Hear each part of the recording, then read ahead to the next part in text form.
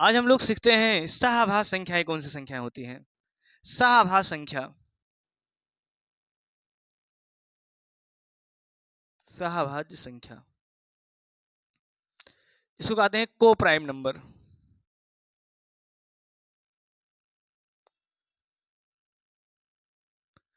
को prime number, सहभाज्य संख्याएं कौन सी संख्याएं होती हैं? को प्राइम नंबर।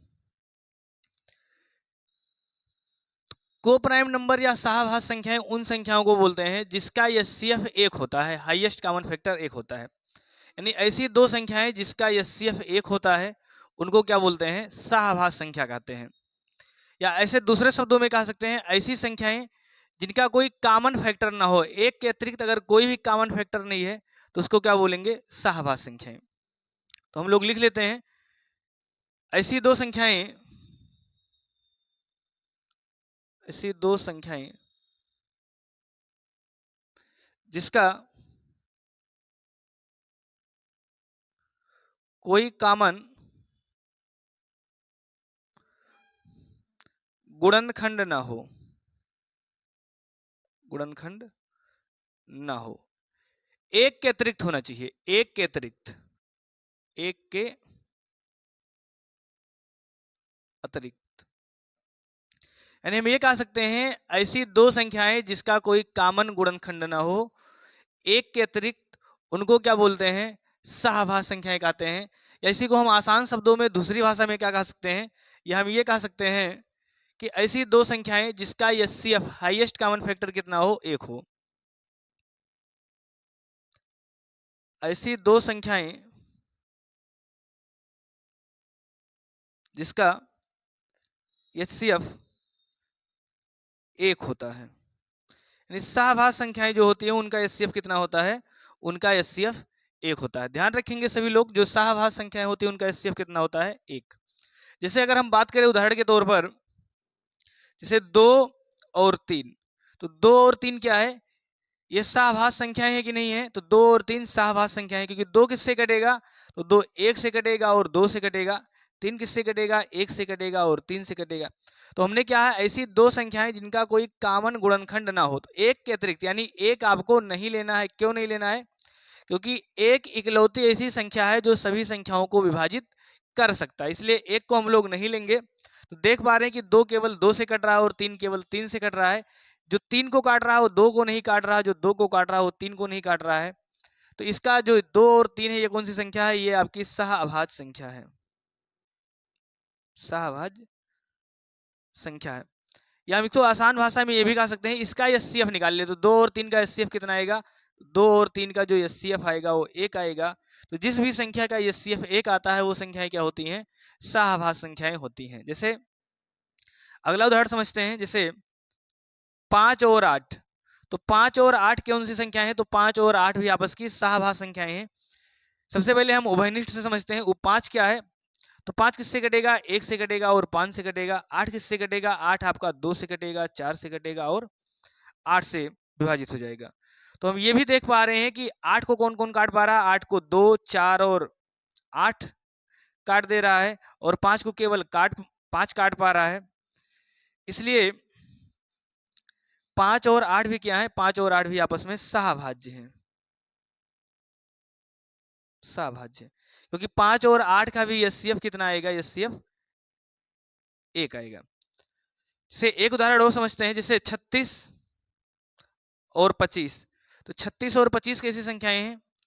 36 और 25 भी सहभाज्य संख्याएं हैं, क्योंकि 36 और 25 का जब आप एचसीएफ निकालेंगे, एचसीएफ, तो कितना आएगा?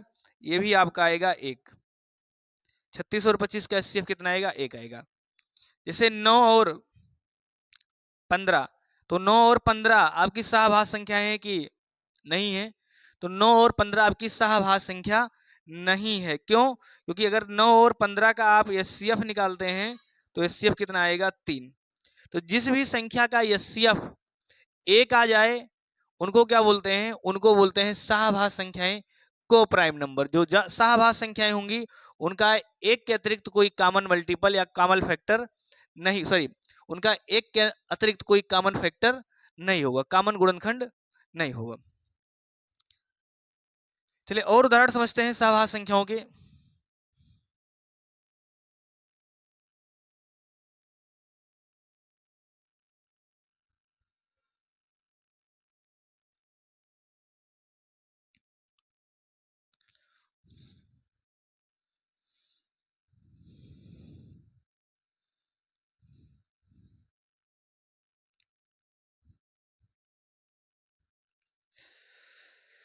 जैसे हम आपसे पूछें, बताइए सभी लोग, 21 और 25 कैसी संख्याएं हैं? सहभाज्य संख्याएं हैं कि नहीं है? बताइए सभी लोग इसका उत्तर।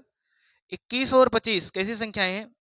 तो 21 और 25 को अगर हम देखें तो 21 और 25 का जो एचसीएफ आएगा कितना आएगा? 21 और 25 का एचसीएफ कितना आएगा? 1। इसलिए ये भी संख्या सहभाज्य संख्या है, क्योंकि 21 को अगर हम देखें तो 21 किससे विभाजित होगा? 21 आपका 1 से विभाजित होगा, उसके बाद 3 से विभाजित होगा, 7 से विभाजित होगा और 21 से विभाजित होगा। 25 किससे विभाजित होगा? 1 से विभाजित होगा, 5 से विभाजित होगा और 25 से विभाजित होगा। तो 1 के अतिरिक्त कोई भी कॉमन फैक्टर नहीं है जो 21 को विभाजित कर दे और 25 को विभाजित कर दे, ऐसी कोई भी संख्या कॉमन नहीं है। इसलिए जो 21 और 25 है ये क्या है? ये सहभाज्य हैं। और यदि किसी भी संख्या का कोई कॉमन फैक्टर नहीं होता है तो उस संख्या का एचसीएफ कितना होता है? 1 होता है। तो हम यहां से ये भी कह पा रहे हैं कि जो जिस संख्या का कोई कॉमन फैक्टर नहीं होगा उसका एचसीएफ हमेशा 1 होता है। जैसे आपसे हम पूछें 40 और 45, तो 40 और 45 कैसी संख्याएं हैं? तो 40 और 45 सहभाज्य संख्याएं नहीं है। क्यों नहीं है? क्योंकि 40 भी 5 से विभाजित हो जाएगा और 45 भी 5 से विभाजित हो जाएगा। इसलिए इसका जो एचसीएफ अगर आप निकालेंगे तो इसका एचसीएफ कितना आएगा? इसका एचसीएफ 5 आएगा। इसलिए 40 और 45 सहभाज्य संख्या नहीं है। उम्मीद करते हैं कि आप सभी लोग सहभाज्य संख्या पहचान सकते हैं, कौन सी संख्या सहभाज्य है, कौन सी नहीं है। आगे हम कुछ और बात करते हैं सहभाज्य संख्याओं के बारे में। कुछ विशेष बिंदु, जैसे जो सहभाज्य संख्याएं होती हैं उनको कैसे पहचान सकते हैं? तो नोट करके हम लोग लिख सकते हैं, 2 क्रमागत संख्याएं सदैव सहभाज्य होती हैं। 2 क्रमागत संख्याएं सदैव सहभाज्य होती हैं। यानी कोई भी 2 क्रमागत संख्या लिखा है तो सदैव कैसे होगा? सहभाज्य होगा। जैसे 5 और 6 कैसी संख्या है? सहभाज्य है। 9 और 10 कैसी संख्या है? सहभाज्य है। 1000 और 1001 कैसी संख्या है? सहभाज्य है। कोई भी 2 क्रमागत संख्या अगर लिखी है तो वो संख्याएं आपस में कैसी होती हैं? सहभाज्य होती हैं, यानी उनका जो एचसीएफ आएगा वो हमेशा 1 आएगा। ऐसे हम दूसरा कह सकते हैं, एक यानी 1 इकलौती ऐसी संख्या है जो स्वयं के साथ सहभाज्य बनाती है। यानी 1 या 1 इकलौती ऐसी संख्या है जो स्वयं के साथ सहभाज्य बनाती है। एक इकलौती ऐसी संख्या है जो स्वयं के साथ सहभाज्य बनाती है। यानी 1 के साथ केवल 1 लिखा है तो ये कौन सी संख्या है? सहभाज्य है। लेकिन 1 के साथ अगर कोई दूसरी संख्या लिखी है तो वो सहभाज्य नहीं है। जैसे 1 के साथ एक स्वयं में इकलौती संख्या ऐसी है जो स्वयं के साथ सहभाज्य है, लेकिन जैसे 2 और 2 लिखा है तो ये सहभाज्य नहीं है। 5 और 5 लिखा है, ये सहभाज्य नहीं है। 10 और 10 लिखा है, ये सहभाज्य नहीं है। क्यों नहीं है? क्योंकि 1 और 1 का अगर आप उभयनिष्ठ गुणनखंड निकालेंगे तो 1 और 1 ही आएगा, इसलिए इसका एचसीएफ भी 1 आएगा। इसका एचसीएफ कितना आएगा? 2 आएगा। इसका एचसीएफ 5 आएगा। इसका एचसीएफ 10 आएगा। इसलिए एक ही इकलौती संख्या है जो स्वयं के साथ सहभाज्य है, बाकी कोई भी संख्याएं स्वयं के साथ सहभाज्य नहीं है। तीसरा हम क्या कह सकते हैं,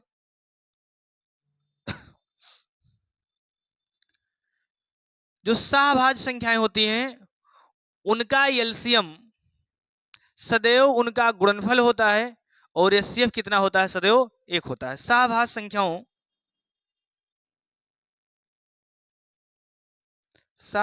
संख्याओं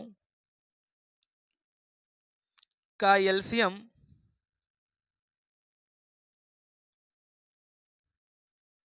उनका गुणनफल तथा एचसीएफ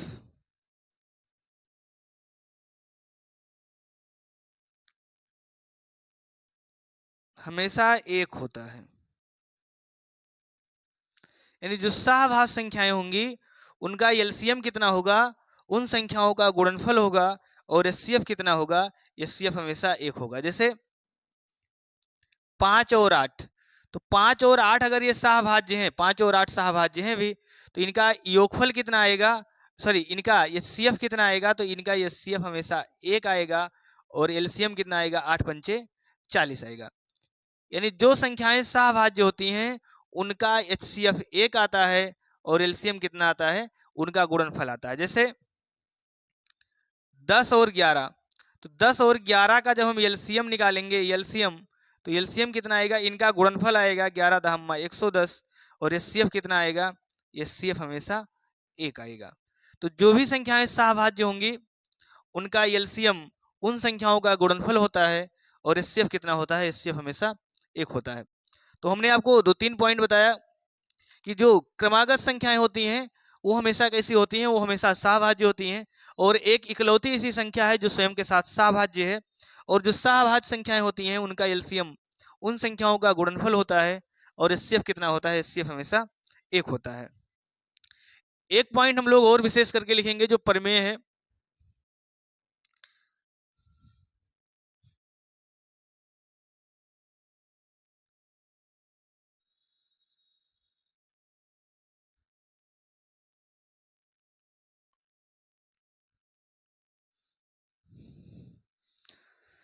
अगला चौथा पॉइंट हम लोग लिख लेते हैं। चौथा पॉइंट क्या है, सहभाज्य संख्याओं का योगफल और उनका गुणनफल भी आपस में कैसा होता है, सहभाज्य होता है। यानी सहभाज्य संख्याओं का योगफल, सहभाज्य संख्याओं का योगफल तथा उनका गुणनफल भी आपस में सहभाज्य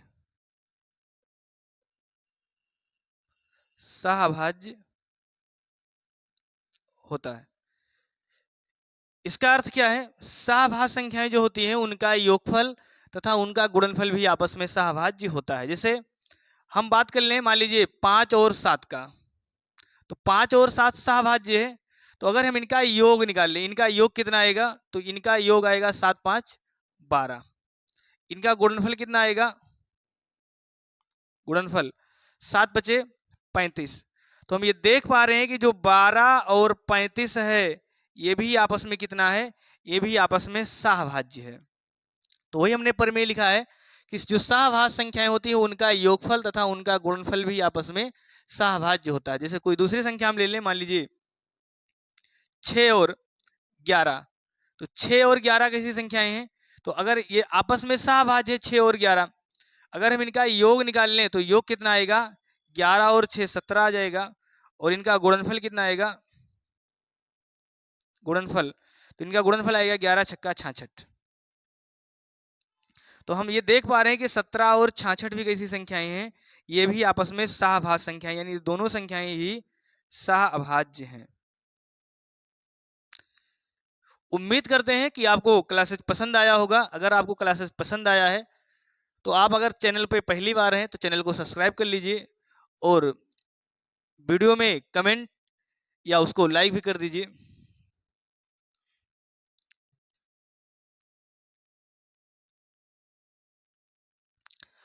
अगर आपको क्लासेस पसंद आ रही हैं तो आप चैनल पे अगर पहली बार है तो चैनल को सब्सक्राइब कर लीजिए, और लाइक और शेयर करना ना भूलिए।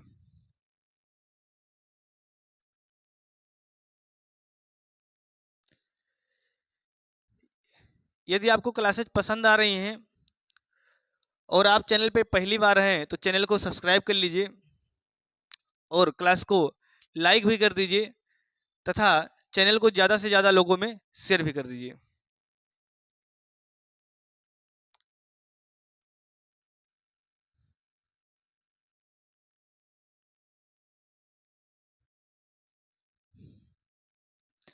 चलिए अगला हम बात करते हैं, एक होता है जुड़वा अभाज्य संख्याएं, ट्विंस प्राइम नंबर। जुड़वा अभाज्य संख्याएं कौन सी संख्याएं होती हैं, जुड़वा अभाज्य,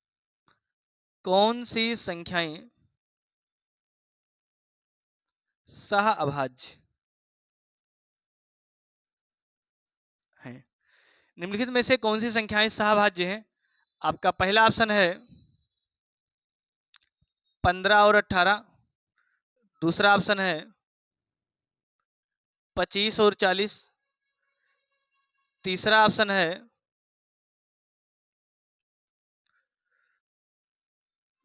24 और 49, और चौथा ऑप्शन है इनमें से कोई नहीं। बताइए सभी लोग इसका उत्तर कमेंट करके। निम्नलिखित में से कौन सी संख्याएं सहभाज्य हैं? 15 और 18, 25 और 40, 24 और 49, और इनमें से कोई नहीं। तो हमने अभी सहभाज्य संख्याओं के बारे में क्या बताया कि जो सहभाज्य संख्या होती है उनका कोई कॉमन फैक्टर नहीं होता, जबकि 15 और 18 में हमें देख पा रहे हैं कि 15 को भी विभाजित कर देगा और 18 को भी विभाजित कर देगा, यानी जो इसका कॉमन फैक्टर है वो 3 है, इसलिए 15 और 18 सहभाज्य संख्याएं नहीं है।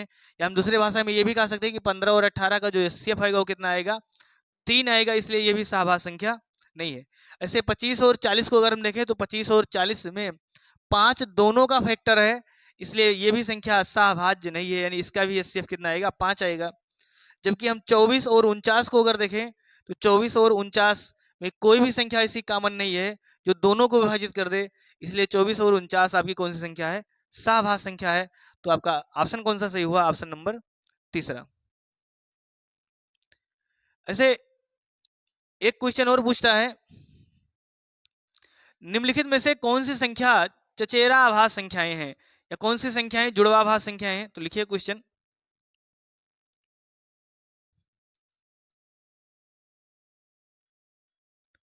निम्नलिखित में से कौन सी संख्या जुड़वा अभाज्य संख्या है? निम्नलिखित में से कौन सी संख्या जुड़वा अभाज्य संख्या है? आपका पहला ऑप्शन है 6 और 10, आपका दूसरा ऑप्शन है 8 और 12, आपका तीसरा ऑप्शन है 9 और 11, आपका चौथा ऑप्शन है 5 और 7। बताइए इसमें से कौन सी संख्याएं जुड़वा अभाज्य संख्या हैं? ट्विंस प्राइम कौन सी संख्या है? बताइए सभी लोग इसका उत्तर कमेंट करके। 6, 10, 8, 12, 9 और 11, 5 और 7। आपका ऑप्शन हम इधर लिख दे रहे हैं। आपका ऑप्शन कौन सा? आपका पहला वाला ऑप्शन है ए ऑप्शन, केवल एक सही है, केवल एक सही है। दूसरा ऑप्शन है बी ऑप्शन, केवल 2 सही है। और तीसरा ऑप्शन है सी ऑप्शन,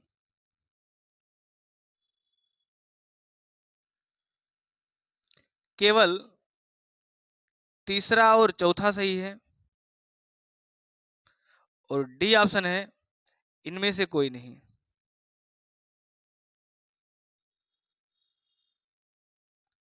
बताइए निम्नलिखित में से कौन सी संख्या जुड़वा अभाज्य संख्या है? 6, 10, 8, 12, 9, 11, 5, 7। तो हमने बताया है कि जुड़वा अभाज्य संख्याएं कौन सी संख्याएं होती हैं? जुड़वा अभाज्य संख्याएं वही संख्याएं होती हैं जिनके बीच का अंतर कितना हो? 2 का हो। इसमें कितने का अंतर है? 4 का, इसलिए ये वाला गलत है। इसमें कितने का अंतर है? 4 का, ये भी गलत है। इसमें कितने का अंतर है? इसमें 2 का अंतर है। लेकिन हमने कहा है कि जुड़वा अभाज्य संख्याएं वो संख्याएं होती हैं जो आपस में सहभाज्य तो होंगी ही, लेकिन संख्याएं कैसी होनी चाहिए? अभाज्य होनी चाहिए। जबकि 9 क्या है? 9 आपका एक भाज्य संख्या है, इसलिए ये आपका जुड़वा अभाज्य नहीं है, क्योंकि 9 कैसी है? 9 भाज्य है। और जुड़वा भाज्य होने के लिए दो की दोनों संख्याएं कैसी होनी चाहिए? अभाज्य होनी चाहिए, इसलिए आपका ये भी ऑप्शन गलत है। और चौथे ऑप्शन में अगर हम देखें तो चौथे ऑप्शन में क्या लिखा है? 5 और 7, इनके बीच का अंतर कितना है? इनके बीच का अंतर 2 है, और 2 के दोनों संख्याएं अभाज्य हैं, इसलिए आपका सही ऑप्शन कौन सा है? चौथा। अगर यहाँ से हम देखें तो केवल एक सही है, एक गलत है, केवल दूसरा सही है, दूसरा भी गलत है, तीसरा और चौथा सही है तो ये भी गलत है। तो इस विकल्प में कौन सा लगाएंगे? इनमें से कोई नहीं, क्योंकि ये जो तीनों विकल्प लिखा है ए बी सी, ये तीन के तीनों गलत हैं। आपका केवल चौथा होना चाहिए था, जो कि यहाँ नहीं लिखा है, इसलिए हम कौन सा विकल्प लगाएंगे? इनमें से कोई नहीं। किसी को यहाँ तक दिक्कत हो बताइए। एक क्वेश्चन एग्जाम में और पूछता है, निम्नलिखित में से कौन सा विकल्प सही है?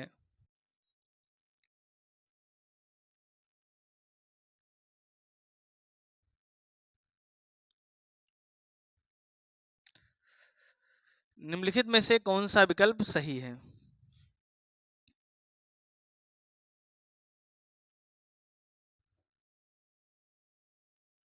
निम्नलिखित में से कौन सा विकल्प सही है? आपका पहला विकल्प है, सभी सहभाज्य संख्याएं जुड़वा अभाज्य संख्याएं होती हैं। सभी सहअभाज्य संख्याएं जुड़वा अभाज्य संख्याएं होती हैं, पहला विकल्प है। दूसरा विकल्प है,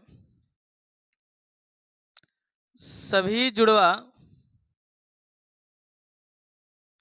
अभाज्य संख्याएं सहअभाज्य होती हैं।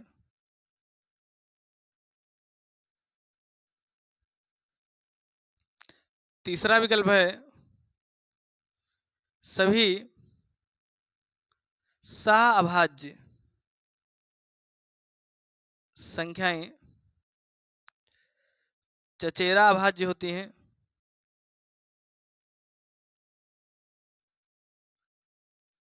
और चौथा विकल्प है, उपरोक्त सभी सही है। सभी सही है। निम्नलिखित में से कौन सा विकल्प सही है? सभी सहअभाज्य संख्याएं जुड़वा अभाज्य संख्याएं होती हैं। सभी जुड़वा अभाज्य संख्याएं सहअभाज्य संख्याएं होती हैं। सभी सहअभाज्य संख्याएं चचेरा अभाज्य होती हैं। या उपरोक्त में से सभी सही है? इस प्रश्न का उत्तर आप लोग कमेंट करके बताइए। और यदि वीडियो क्लासेज आपको पसंद आ रहा है तो चैनल को ज़्यादा से ज़्यादा लोगों तक शेयर करिए, और चैनल पे अगर पहली बार है तो चैनल को सब्सक्राइब भी कर दीजिए और चैनल को लाइक भी कर दीजिए। धन्यवाद।